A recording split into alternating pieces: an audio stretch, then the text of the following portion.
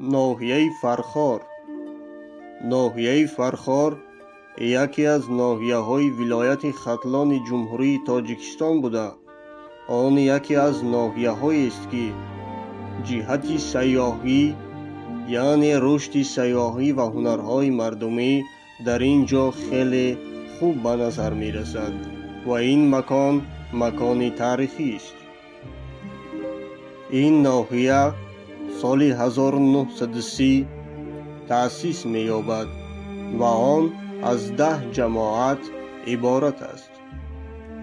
ناحیه فرخار با ناحیه دنغره، ناحیه واسع، وخش، جلالالدین بلخی، پنج و جمهوری اسلامی افغانستان همسرحدی دارد.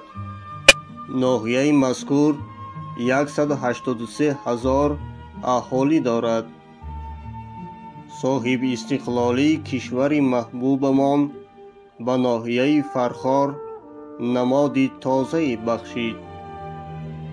کتابخانه ناحیه فرخار به نام عبدالرحمن جامی بوده سال 2013 تشکیل شده است. این کتابخانه 35,415 کتاب دارد. این مرکز دارای 3 شعبه است. شماره کارگرانش 17 نفر است. بیمارخانه مرکزی این ناحیه به نام قدرت الله ولیف است. بیمارخانه مذکور 514 طبیب دارد. این مرکز از 11 شعبه عبارت است. با تشریف پیشوای ملت محترم امام علی رحمان در سال 2021 به این ناحیه کالج طبی افتتاح گردید که از 4 آشیانه عبارت است.